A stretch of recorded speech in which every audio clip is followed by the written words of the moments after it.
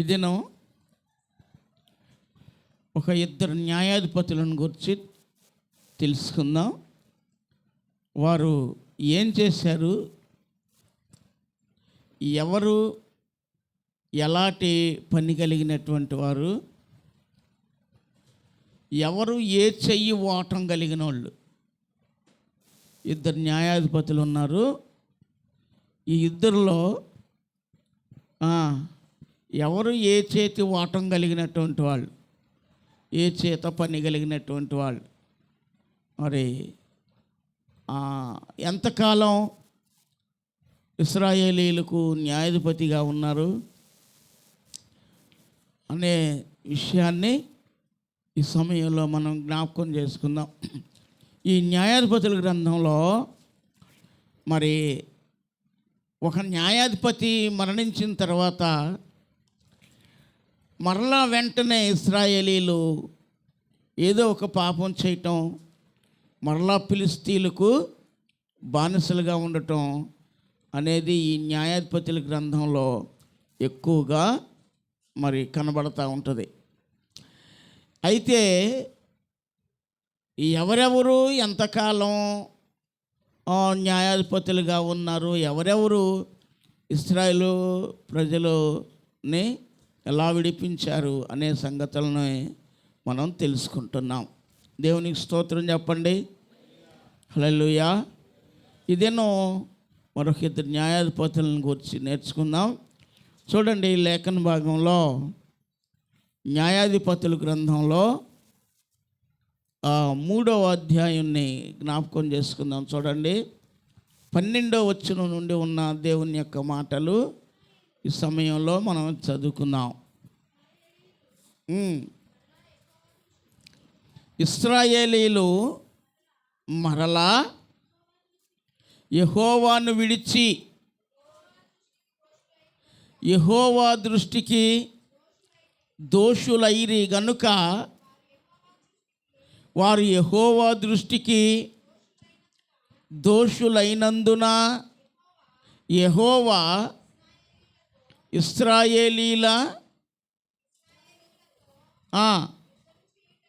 ఇశ్రాయేలీలతో యుద్ధము చేయుటకు మోయాబు రాజైన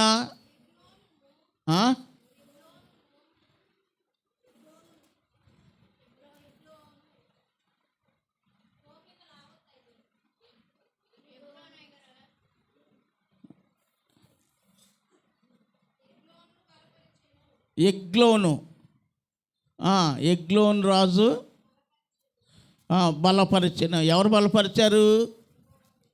చదవండి. అతడు అమ్మోనీయులను అమాలేకీయులను సమకూర్చుకొని పోయి ఇశ్రాయేలీలను వాడగొట్టి ఖర్జూరపు చెట్ల పట్టణము స్వాధీనపరుచుకునేను. ఇశ్రాయేలీలు 18 సంవత్సరములు మోయాబు రాజునకు దాసులైరి. చాలండి, తర్వాత చదువుకుందాం. ఇక్కడ దేవుని యొక్క వాక్యాన్ని మనం జ్ఞాపకం చేసుకుంటే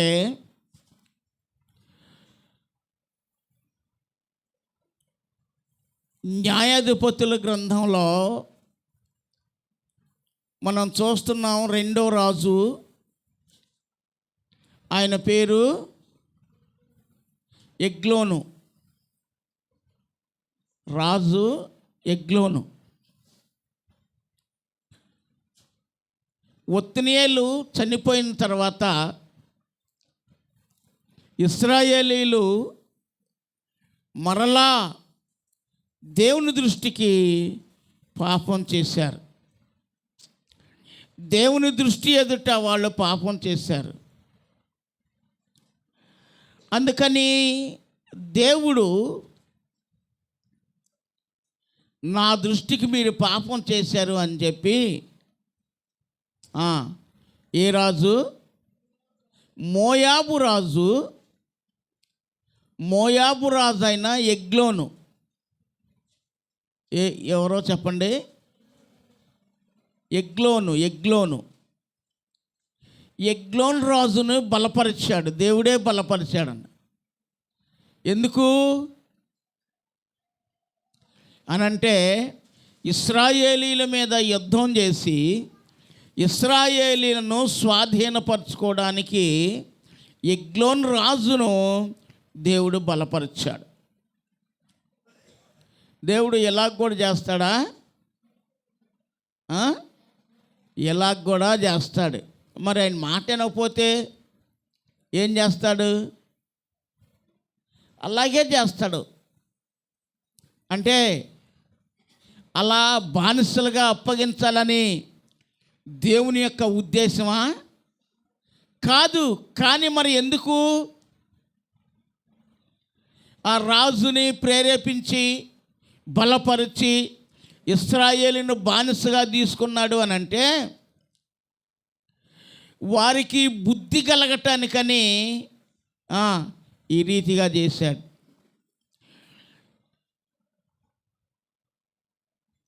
వారికి జ్ఞానోదయం కలగటానికి రాజునే బలపరిచాడు. ఈ రాజు అమ్మోనీయులను అమాలేకీలను సమకూర్చుకున్నాడు. దేవుని స్తోత్రం. వీళ్ళ సహాయాన్ని తీసుకున్నాడు. ఈ మోయాబు రాజు అయిన ఎగ్లోను అమ్మోనీలను అమాలేకీలను తీసుకొని వీళ్ళతో కలిసి ఈ ముగ్గురు కలిసి 3 జాతుల వాళ్ళు కలిసి అమ్మోనీయులు,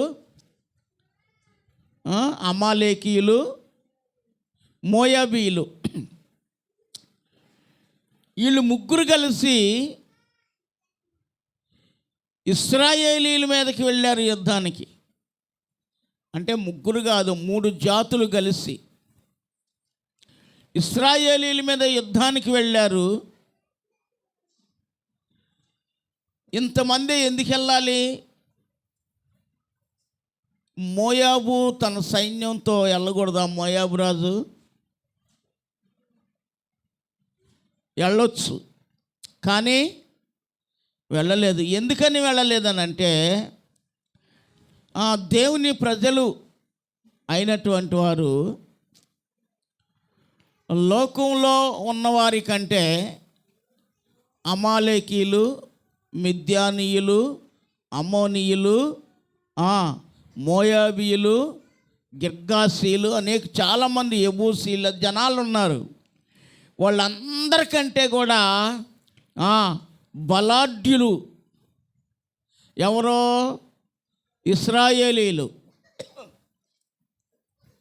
అందుకని ఒక్కడిగా వెళ్ళక మరొక 2 తెగల వారిని తీసుకొని ఈ యొక్క ఇశ్రాయేలీల మీదకి వెళ్ళి ఏం చేశారంటే ఈ రాజు యుద్ధం చేసి వాళ్లకు ఆదాయం తెచ్చిపెట్టేటువంటి ఆహారం కొరకు ఉన్నటువంటి ఆ ఖర్జూరపు చెట్ల పట్టణాన్ని వశం చేసుకున్నారు. ఇశ్రాయేలును బానిసగా తీసుకెళ్ళారు. ఎవరు తీసుకెళ్ళాడు? రాజు. ఏ రాజు? ఎగ్లోను రాజు, మోయాబు రాజు. ఆయన పేరు ఎగ్లోను. ఎవరో? ఎగ్లోను రాజు వీళ్ళని బానిసగా తీసుకెళ్ళాడు. ఎంతకాలం వీళ్ళు బానిసలుగా ఉన్నారు అనంటే 18 సంవత్సరాలు బానిసలుగా ఉన్నారు. ప్రియులరా, 18 సంవత్సరాలు బానిసత్వాన్ని అనుభవిస్తున్నారు.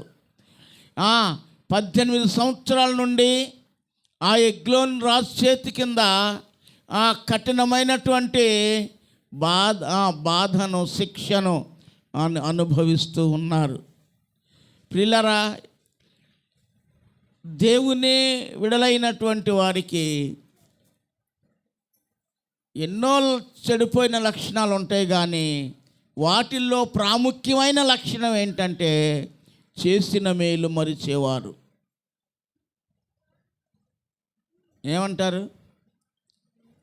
మేము ఒప్పుకోమంటారా? చేసిన మేలు మరిచే చెడిపోయిన లక్షణం ఉంది.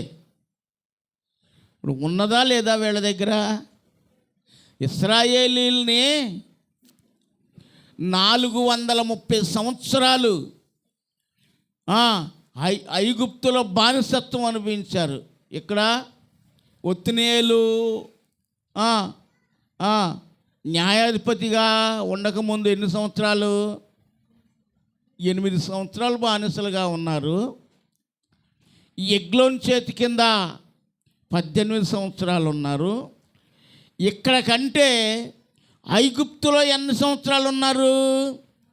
430 సంవత్సరాలు బానిసలుగా చేస్తే ఈ 430 సంవత్సరాలు దేవునికి మొర్రపెట్టినప్పుడు దేవుడు మోషేని ఏర్పాటు చేసి ఐగుప్తు నుండి దాటించి ఆ ఎర్ర సముద్రాన్ని తీసుకొచ్చి దాటించి ప్రియులారా ఎర్ర సముద్రం దాటించి తీసుకొచ్చి ఎక్కడ పెట్టాడు?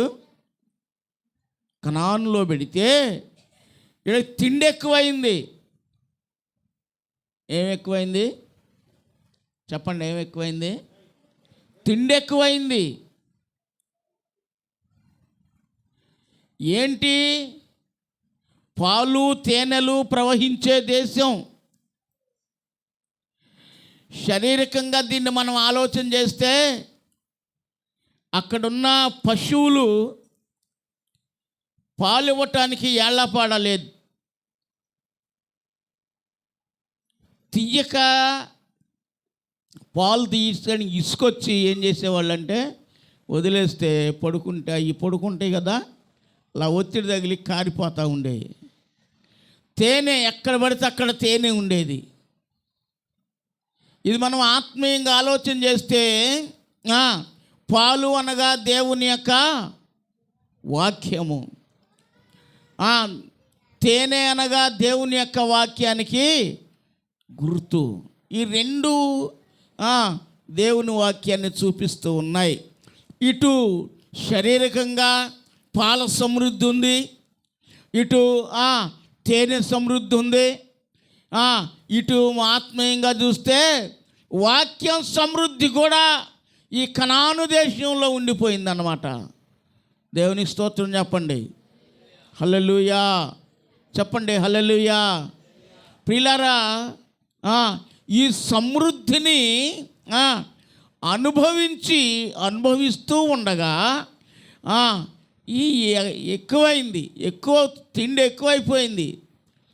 సామెతల గ్రంథంలో దేవుని వాక్యం ఒక మాట వ్రాయబడి ఉంది. కడుపు నిండిన వాడు దేన్ని తొక్కేస్తాడు? తేనె పట్టునైనా త్రొక్కేస్తాడంట. అర్థమైందా? కడుపు నిండిన వాడు దేన్ని తొక్కేస్తాడు? తేనె పట్టునైనా తొక్కేస్తాడు. ఆకలి కన్నవానికి చేదు వస్తువైనా తీపిగానే ఉంటుంది. కానీ దేవుడు ఈ కనానులో ఉన్న ఇశ్రాయేలీలకు ఆకలి దప్పులు లేకుండా చేశాడు. ఇటు తేనె సమృద్ధి, అటు పాల సమృద్ధి, అటు వాక్యం సమృద్ధి. అంతేకాదు తినడానికి ఖర్జూరాలు ఉన్నాయి, ఇంకా రకరకాలైన ఫల వృక్షాలు కూడా సమృద్ధిగా, సమృద్ధి కాదు సర్వ సమృద్ధి. స్తోత్రం చెప్పండి, చెప్పండి గట్టిగా. సర్వ సమృద్ధిగా ఉన్నాయి. సంతృప్తి పడేదానికంటే ఇంకా వీళ్ళు ఎగస్టాలు తొక్కి పడేసే ఎన్నున్నాయో, వేస్ట్గా చేసే ఎన్నున్నాయో. ప్రియ దేవుని బిడ్డలారా, ఇలాగ తింటూ, ఇలాగ త్రాగుతూ, తేనె తింటూ, పాలు త్రాగుతూ, ఖర్జూరాలు తింటూ, రకరకాలైన పండ్లు తింటూ, ప్రియమైన దేవుని బిడ్డలారా, ద్రాక్ష గెల ఒకటి ఎంత ఉంటుందో తెలుసా? ఎంత ఉంటుంది? ఒక కర్రకు మధ్యలో కట్టి ఇద్దరు కలిసి మోసుకెళ్ళే అంత పెద్ద పెద్ద గెలలు ఉంటాయి. ఏమీ తక్కువ లేకుండా చేశాడు. ప్రియులరా, కానీ వీళ్ళు ఏం చేశారంటే నాయకుడు నడిపించినంతసేపు బాగానే ఉన్నారు. ఎప్పుడైతే నాయకుడు లేడని తెలుసుకున్నారో ఈ ఆహారం ఇదంతా తింటూ తాగుతూ మదించి ఇశ్రాయేలీలు దేవుని మీద తిరుగుబాటు చేశారు. దేవుని స్తోత్రాలు. ప్రియులరా, ఆనాడు ఇశ్రాయేలీలే కాదు, ఈనాడు కూడా ప్రియులరా ప్రతి వ్యక్తి కూడా వాక్యము సమృద్ధిగా అందిస్తూ ఉంటే, వాక్యము సమృద్ధిగా బోధిస్తబడుతూ ఉంటే, వాక్యము ఉన్నది ఉన్నట్లుగా ప్రకటిస్తూ ఉంటే, ప్రియులరా వాక్యం అనే ఆహారాన్ని ప్రియులరా సర్వ సమృద్ధిగా వడ్డిస్తూ ఉంటే కాళ్ళతో త్రొక్కి తన్ని వేస్తూ ఉన్నారు. అవసరం లేదు మాకు అంటున్నారు. మేము చేసే ఆచారాలు, మేము చేసే అలవాట్లు, మా పద్ధతులు మాకున్నాయి, ఇది అవసరం లేదు అంటున్నారు. ఏంటంటే లోకాంధకారంలో గాఢాంధకారంలో పడుతూ ఉన్నారు. గాఢాంధకారంలో ఉండే కామాంధకారంలో ఉంటా ఉన్నారు. కామాంధకారంలో మధించి ప్రియులర కామ వాంఛలకు లోబడిపోతూ ఉన్నారు. సమృద్ధిగా తేట తెల్లగా ఉన్నది ఉన్నట్లుగా అందిస్తున్నటువంటి వాక్యాన్ని హృదయాలలోనికి చేర్చుకోలేకపోతున్నారు, ఇమర్చుకోలేకపోతున్నారు. వాంతి అయిపోతూ ఉంది. ఏమవుతా ఉంది? ఒక సామెత అంటే లోకంలో నేతికూడు కుక్క, అది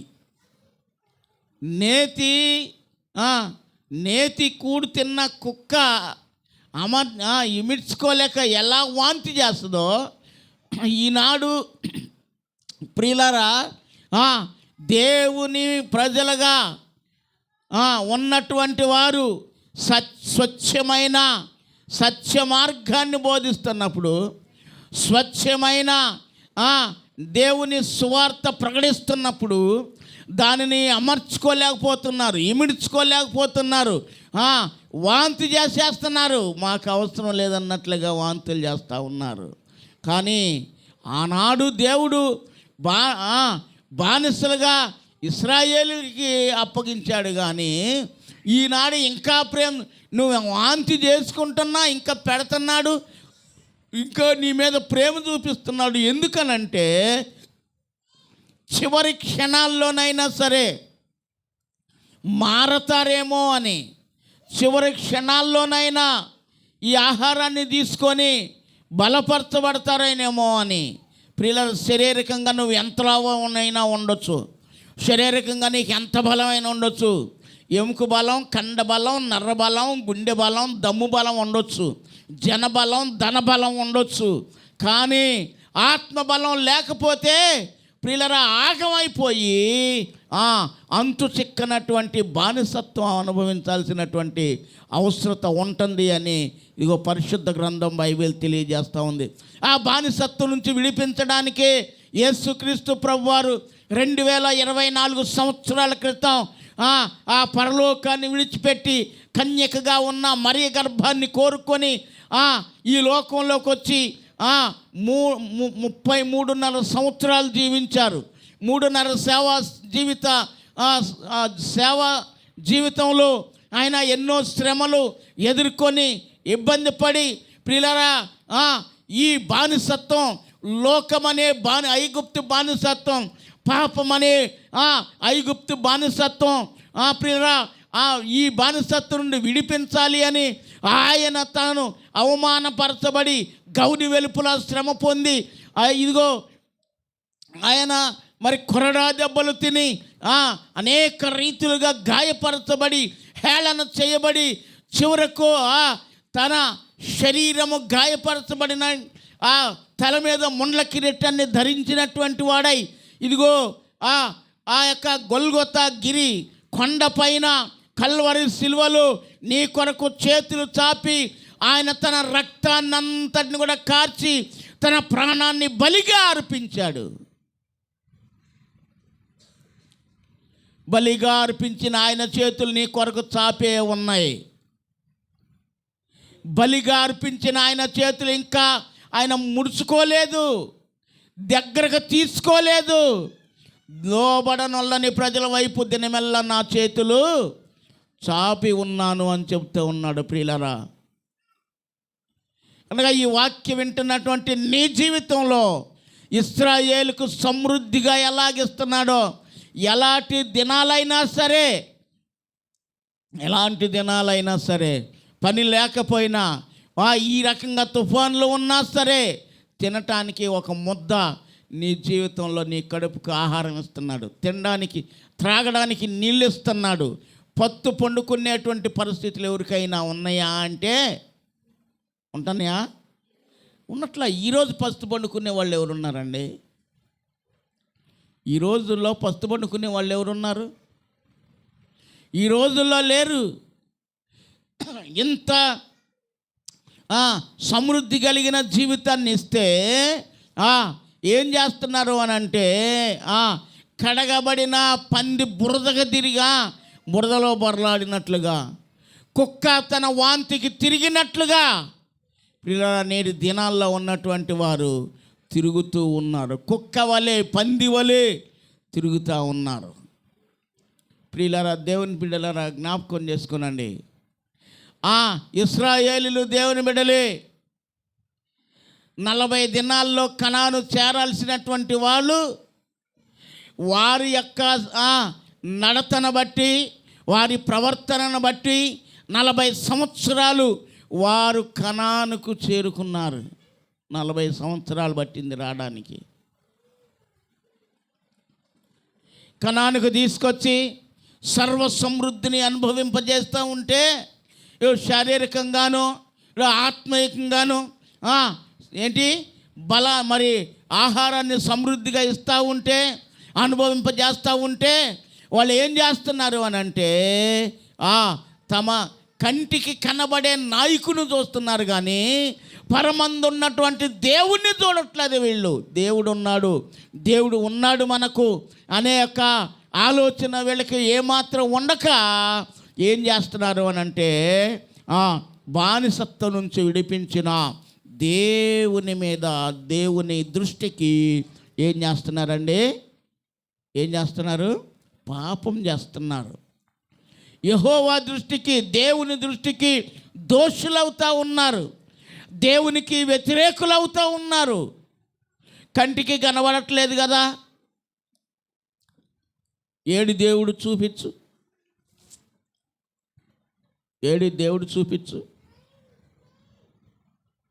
చూపించు. దేవుడు కనపడతాడా? కనిపిస్తాడు. ఎవరికి ఎప్పుడు ఎక్కడ ఎలా కనిపించాలో అలాగ కనిపిస్తాడు. ఆయన కనిపిస్తాడని బైబిల్ చెప్తుంది, కనబడరు అని మనుషులు చెబుతున్నారు. కానీ ఈ ఇశ్రాయేలీల ఎదుట ఎవరు లేరు? ఒత్నియేలు ఉన్నాడా? ఒత్నియేలు లేడు. ఆయన చనిపోయాడు 40 సంవత్సరాలకి. 40 సంవత్సరాలు పరిపాలించి న్యాయం తీర్చి 40 సంవత్సరాల కాలంలో మరి 40 సంవత్సరాలు తీరిన తర్వాత ఒత్నియేలు చనిపోయాడు. ఇప్పుడు ఎవరున్నారు అని అంటే యెహూదు ఉన్నాడు. ఎవరున్నారు? యెహూదు ఉన్నాడు. యెహూదు ఇశ్రాయేలీలకు, ఒత్నియేలు తర్వాత యెహూదు ఇశ్రాయేలీలకు నాయకత్వం వహిస్తున్నాడు. చూడండి, బైబిల్ గ్రంథాన్ని మనం జ్ఞాపకం చేసుకున్నట్టే చదవండి. ఇశ్రాయేలీలు యెహోవాకు మొర్రపెట్టగా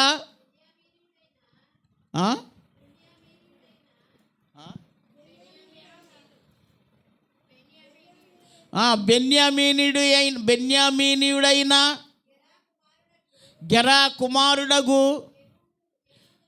యెహూదును రక్షకునిగా వారి కొరకు యెహోవా నియమించెను. అతడు ఎడమ చేతి పనివాడు. ఆ, ఆ, ఆ.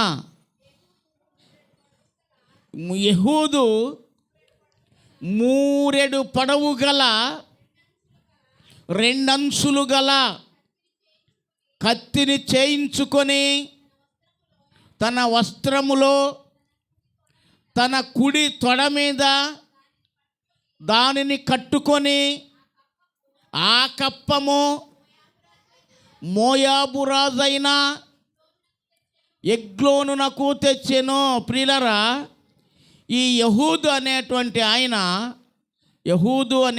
ఆయన మరి ఆ బెన్యామీనీయుడు.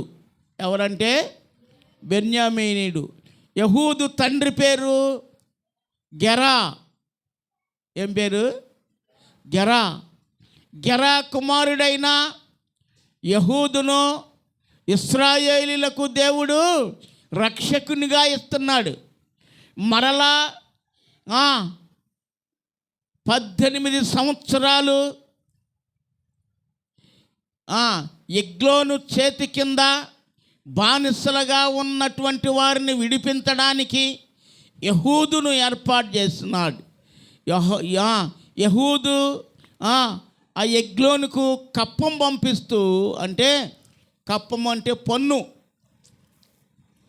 పన్ను పంపిస్తున్నాడు. ఈయన ఎడమ చేతి వాటం కలిగినోడు అన్నమాట. ఏ చెయ్యి? ఏ చేత్తో ఎక్కువ పని చేస్తాం మనం? కుడి చెయ్యి. కానీ ఈ యెహూదు అన్న ఎడమ చేతి పనివాడు. ఆయన మరి దేవుడు ఏర్పాటు చేశాడు కనుక ఏం చేశాడంటే, 2 అంచులు గల కత్తి, మూరెడు పొడుగు, 2 అంచులు గల కత్తిని చేయించుకొని దానిని కుడివైపు తొడ మీద కట్టుకొని ఎక్కడికి వెళ్ళాడనంటే ఎగ్లోను దగ్గరికి వెళ్ళాడు. ఎగ్లోను దగ్గర ఉన్నటువంటి వెళ్ళి అక్కడ ఏం జరిగింది అనంటే, అక్కడున్న వారిని, ఈ కప్పం తీసుకొచ్చినటువంటి వారు అందరినీ మీరు వెళ్ళిపోమ్మండి అని చెప్పేసి వాళ్ళని పంపించి, తర్వాత రాజు దగ్గర ఉన్నటువంటి వారిని కూడా వాళ్ళని బయటికి పంపించేసి ఈ ఎగ్లోని ఎక్కడున్నాడు అని అంటే చల్లని మేడగదిలో ఉన్నాడు అని రాయబడింది. దేవునికి స్తోత్రం చెప్పండి. చెప్పండి, ఎక్కడున్నాడు? పురుషులు మాట్లాడరేంటండి? చల్లని మేడగదిలో ఉన్నాడు. లోపల ఉన్నాడు. లోపల ఎక్కడున్నా లోనికి ఎవరో వెళ్ళకూడదు. కానీ ఎవరు వెళ్ళారు? యెహూదు వెళ్ళాడు. ఎవరో? యెహూదు వెళ్ళాడు. వెళ్ళి ఏం చేశాడు అని అంటే పొట్టలో పెట్టి పొడిసేసేసాడు అనమాట. ఇక ఏం చేశాడు చెప్పండి? ఏం చేశాడు? ఎడం చెయ్యి వాటం కదా, మరి గట్టిగా ఆ కత్తితో పొట్టలో గట్టి గుద్దేసరికి ఏమైపోయింది? కత్తి పూర్తిగా వెళ్ళిపోయింది. అక్కడ మనం చదివితే ముందుకి అక్కడ ఏమంటే పిడితో సహా లోపలికి వెళ్ళిపోయిందంట. అంటే ఎంత బలంగా గుద్దితే వెళ్ళిపోయింది పిడి కూడా వెళ్ళిపోయింది. అది వెనక నుండి తిరిగి వచ్చింది అన్నమాట బయటికి. వెనకమాల ఇక్కడ వెన్నుపూస ఉంటుంది కదా, ఎన్నెముక ఉంటుంది కదా, దానిలో నుండి బయటకు వచ్చింది. కొవ్వు ఆ కత్తిని పిడిని కమ్మివేయటం వలన అది కనబడక, తీయటానికి కనబడాల, అదేం జరిగింది? వెనక నుంచి బయటకు వచ్చింది. దేవునికి స్తోత్రాలు చెప్పండి. చెప్పండి గట్టిగా. ఈ ఎగ్లోనేమో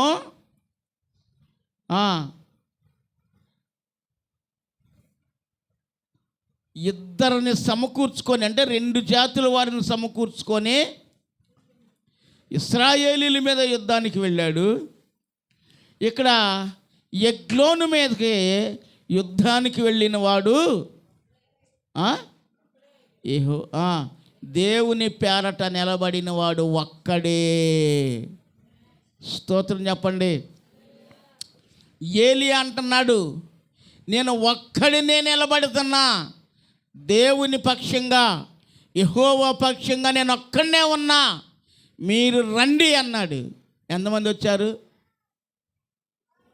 450 మంది వచ్చారు.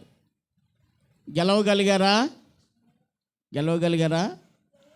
గెలవలేదు. దావీదు ఒక్కడేనా? సైన్యం అంతా సహాయకంగా ఉందా? దావీదు ఒక్కడే అజానబాహుడైనటువంటి గొల్యాతును హతమార్చాడు. ప్రియ దేవుని బిడ్డలారా, దేవుని బిడ్డలంటే సామాన్యులు గారు. ఇశ్రాయేలీలు అంటే సామాన్యులు కారు. నువ్వెందుకు లోకానికి లొంగిపోతున్నావు? నువ్వెందుకు లోకం తట్టు పరిగెడుతున్నావు? నీవెందుకు లోకాశలకు లొంగుతున్నావు? నీవెందుకు దేవునికి దూరం అవుతూ ఉన్నావు? జాగ్రత్త. నువ్వు గనక దేవునికి దూరం అయితే ఇశ్రాయేలీలను ఎగ్లోను చేతికి అప్పగించినట్లుగా చెప్పండి, అప్పగిస్తాడు ఆయన. చెప్పండి. యెహూదును ఏర్పాటు చేసినట్లుగా దేవుడు ఏర్పాటు చేసుకొని సువార్తను ప్రకటించి ఈ యొక్క పాపం అనే బానిసత్వం నుండి, పాపం అంటే ఏంటండి? పాపం అంటే ఏంటి పాపం? వ్యభిచారం చేస్తేనే పాపమా? లేకపోతే త్రాగుడు పాపమా? ఏంటి పాపం? దొంగతనం పాపమా? అది పాత నిబంధన చెప్పింది. క్రొత్త నిబంధన ఏం చెప్తుంది అని అంటే, ఆజ్ఞను అతిక్రమించటమే పాపం. దేవునికి స్తోత్రం చెప్పండి. మరి ఏంటి ఆయన ఆజ్ఞ? ఆయన ఏం ఆజ్ఞిస్తున్నాడు మనుషులకి?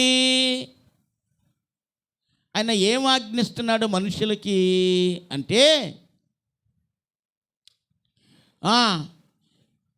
అంతటను అందరూ ఏం చేయాలి? మారు మనస్సు పొందాలి, రక్షణను పొందాలి అని బైబిల్ చెప్తుంది.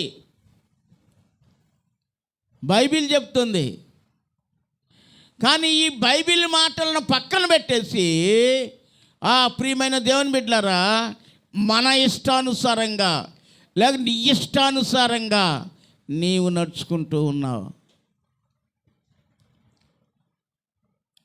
ఆ ఇశ్రాయేలీలు 400 సంవత్సరాలు బానిసత్వాన్ని అనుభవించారు. కానీ నీవైతే నీవు మట్టికి చేరే వరకు ఈ లోక పాప బానిసత్వాన్ని చెప్పండి అనుభవిస్తావు అన్నమాట. అలా అనుభవించకూడదనే ఈ సువార్త దేవుడు నీకు అందిస్తూ ఉన్నాడు. అలా అనుభవించకూడదనే దేవుడు నీకు సత్యవార్తను అందజేస్తూ ఉన్నాడు. ఆయన రక్షణకర్త, ఆయన రక్షణాధారము ఆయనదే, రక్షణ యెహోవాది. కనుక ప్రియులరా, ఏంటి ఈ యొక్క యెహూదు ఏం చేశాడు? యెహూదు ఏం చేశాడంటే ఆ రాజునే ఏం చేశాడు? ఎగ్లోన్ని ఏం చేశాడు?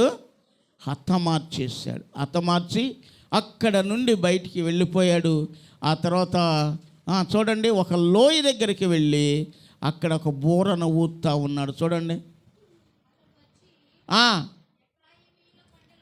అతడు ఎక్కడి నుండి వచ్చాడు? ఎగ్లోను దగ్గర నుండి ఆయనను హతమార్చి బయటికి వచ్చి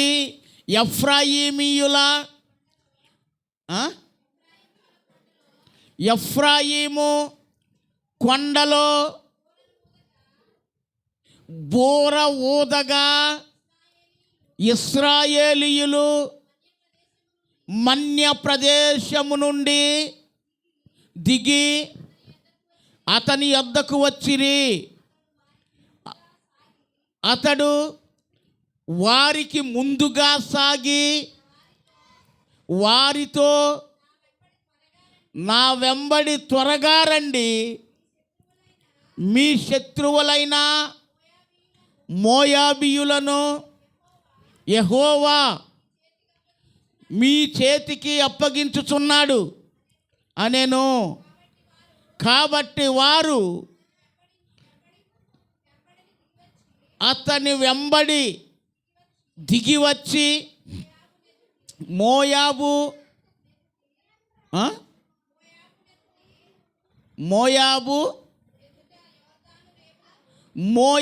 ఎదుట యొర్దాను రేవులను పట్టుకొని ఎవరిని దాటనీయలేదు. ఆ కాలమున వారు మోయాబీయులను బలము గల శూరులైన పరాక్రమశాలులను 10,000 మందిని చంపిరి, ఒక్కడను తప్పించుకొనలేదు. ప్రియులారా, ఈ యొక్క ఎగ్లోనును చంపిన తర్వాత ఈ యెహూదు ఏం చేశాడనంటే అక్కడి నుండి వచ్చి ఎఫ్రాయిమీయుల కొండ దగ్గర బోర ఊదాడు. బోర ఊదగానే అక్కడక్కడ దాగి ఉన్నటువంటి ఆయా ప్రాంతాల్లో ఉన్నటువంటి ఇశ్రాయేలీలందరూ కూడా యెహూదు దగ్గరికి వచ్చారు. యెహూదు దగ్గరికి వచ్చాడు. ప్రియులారా, రేపు యేసు ప్రభు కూడా అలాగే రాబోతూ ఉన్నాడు. ప్రధాన దూతలతోనూ బూరతోనూ ఆయన రాబోతున్నాడు. బూర ఊదినప్పుడు ఇది వినబడుతుంది లోకమందంతటా. ఆయనను నమ్మిన వారు మాత్రమే పైకి ఎత్తబడి ఆయన కూర్చున్న మేఘం మీద కూర్చొని పరదైసుకు ప్రయాణాన్ని కొనసాగిస్తూ ఉంటారు. దేవునికి స్తోత్రం చెబుదాం. హల్లెలూయా. ప్రియ దేవుని బిడ్డలారా, ఈ యొక్క యెహూదు బోర ఊదగానే ఇశ్రాయేలీలందరూ కూడా వచ్చారు. వచ్చి వారు యెహూదు ఎమ్మటి వెళ్ళి యొర్దాను రేవులను పట్టేసుకున్నారు. అక్కడ ఉన్నటువంటి అమోనీయుల వారి బానిసలను ఏం చేశారు అంటే ఎగ్లోను యొక్క సైన్యంలో ఉన్నటువంటి బలాఢ్యులు, పరాక్రమశాలులు, శూరులు 10,000 మందిని ఏం చేశారండి వీళ్ళు? చంపేశారు. ఒక్కళ్ళను కూడా మిగలనీయలేదన్నమాట. అసలు వాళ్ళు తప్పించుకొని పోయే అవకాశం వాళ్ళు ఇవ్వలేదు. ఒక్కడు కూడా తప్పించుకొని. ఈ చంపబడిన వారు ఎలాంటి వారు? బలాఢ్యులు, శూరులు, మహాపరాక్రమం కలిగి పోరాడే యుద్ధవీరులు. దేవుని ప్రజల ముందు ఏమైపోయారు? హతమై పోయారు. ప్రియుల దేవునికి స్తోత్రం చేద్దాం. హల్లెలూయా, హల్లెలూయా. స్తోత్రం చెప్పండి గట్టిగా, హల్లెలూయా. చెప్పండి గట్టిగా, హల్లెలూయా. నీ మీద ఏలుబడి చేస్తున్నా, నీ మీద ప్రభుత్వం చేస్తున్నా, నిన్ను పరిపాలిస్తున్నా, నిన్ను లోబరుచుకుంటున్నా ప్రతి విధమైన చీకటి, ప్రతి విధమైన ఆపద, ప్రతి విధమైన దురాత్మ, ప్రతి విధమైన చీకటి ప్రభావం, ప్రతి విధమైన వ్యతిరేకత యేసుక్రీస్తు నామములో పటాపంచలై హతమారిపోవునుగాక. ఇశ్రాయేలీల దేవుని బిడలకు ఇదిగో ఎగ్లోను రాజు మీద జయం వచ్చినట్లుగా ఆ ఎగ్లోను సైనికుల మీద దేవుని ప్రజలకు విజయం వచ్చినట్లుగా సమస్తమైనటువంటి మరి ఆ విజయము దేవుడు నీకు సమృద్ధిగా సమకూర్చునుగాక. ఆమేన్. కనుక ప్రియ దేవుని బిడ్డలారా, రెండవ న్యాయాధిపతి ఎవరు చెప్పండి? యెహూదు. ఎవరు చెప్పండి, ఏం పేరు? ఈయన ఇశ్రాయేలుకి ఎన్నో న్యాయాధిపతి? రెండవ న్యాయాధిపతి. ఈ సంవత్సరం ఈ న్యాయాధిపతి యెహూదు కాలంలో ఇశ్రాయేలీల దేశం, ఇశ్రాయేలీలు ఎంతకాలం నెమ్మది పొందారు? 80 సంవత్సరాలు నెమ్మది పొందారు. ఒత్నియేలు కాలంలో 40 సంవత్సరాలు, యెహూదు కాలంలో 80 సంవత్సరాలు. ఒత్నియేలు ఎన్ని సంవత్సరాలు బానిసలుగా ఉన్న వారిని విడిపించాడు? 8 సంవత్సరాలు. మరి యెహూదు ఎన్ని సంవత్సరాలు బానిసలుగా ఉన్న వారిని విడిపించాడు? 18 సంవత్సరాలు. నీవు ఏ వ్యాధి బాధ రుగ్మతలతో సరే ఉన్నా, దేనితో ఉన్నా, దేనితో బాధించబడుతున్నా, దాని మీద జయ విజయాలు దేవుడు నీకు ఇచ్చునుగాక. చూడండి, మరొక న్యాయాధిపతిని గురించి ధ్యానం చేద్దాం. చూడండి, బైబిల్ గ్రంథంలోనే క్రింద చదవనమ్మా.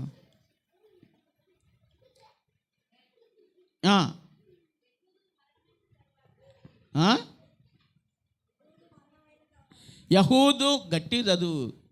యెహూదు మరణమైన తర్వాత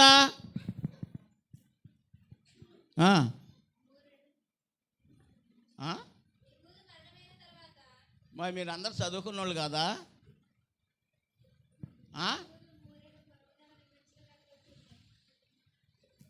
యెహూదు మరణమైన తర్వాత ఇశ్రాయేలీలు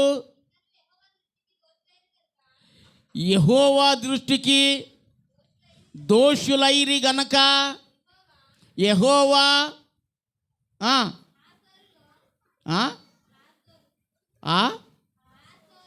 ఆసోరులో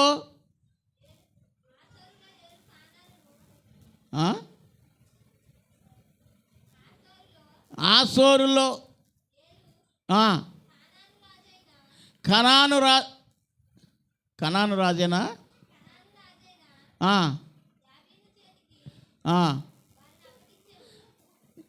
ఎవరి చేతికి?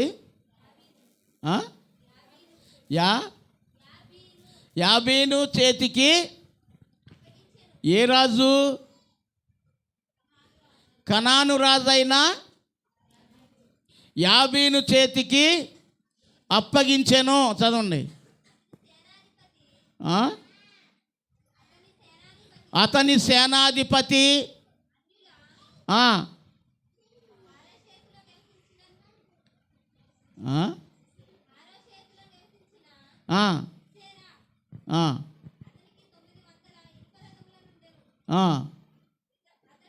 అతడు ఎన్ని 20 సంవత్సరములు ఇశ్రాయేలీలను కఠినమైన బాధ పెట్టగా ఇశ్రాయేలీలు యెహోవాకు మొర్రపెట్టిరి.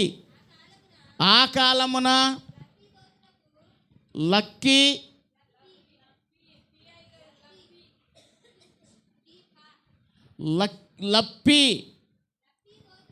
లప్పీదోతునకు భార్య అయిన దెబోరాను ప్రవక్తి ఇశ్రాయేలీలకు చాలండి. దేవునికి స్తోత్రం చెప్పండి. హల్లెలూయా. దేవునికి స్తోత్రం చేద్దాం. హల్లెలూయా చెప్పండి.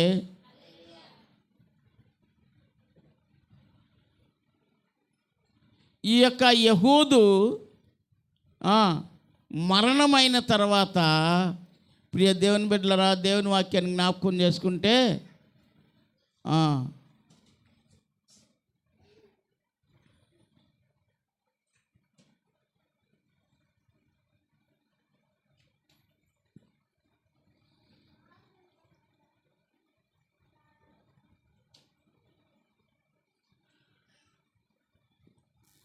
3వ అధ్యాయం 30వ వచనం చదవండి.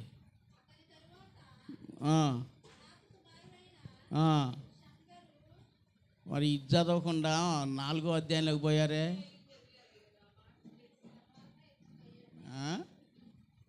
ఇది చదవండి.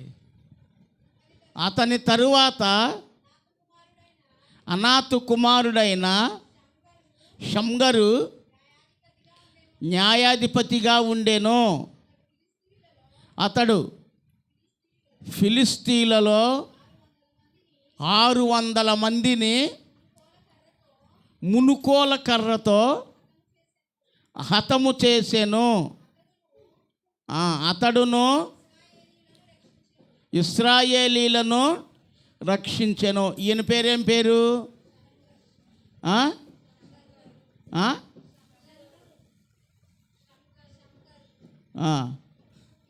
షమ్గరు. అతని తరువాత చదవండి. అతని తరువాత అనాకు కుమారుడైన షమ్గరు న్యాయాధిపతిగా ఉండెను. ఇతడు ఎవరి తర్వాత న్యాయాధిపతి?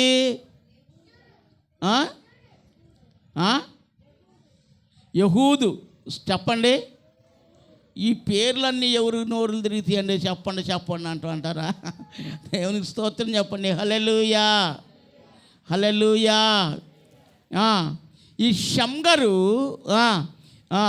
చెప్పండి, ఈ యహూదు తర్వాత ఇశ్రాయేలీలకు న్యాయాధిపతులుగా ఉండి మునుకోలు కర్ర,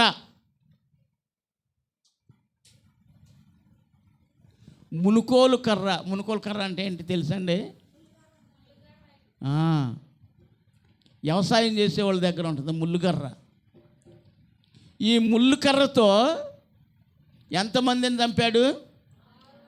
600 మందిని చంపి ఇశ్రాయేలీలకు రక్షకునిగా న్యాయాధిపతిగా ఉన్నట్లు దేవుని యొక్క వాక్యాన్ని మనం గమనించగలం.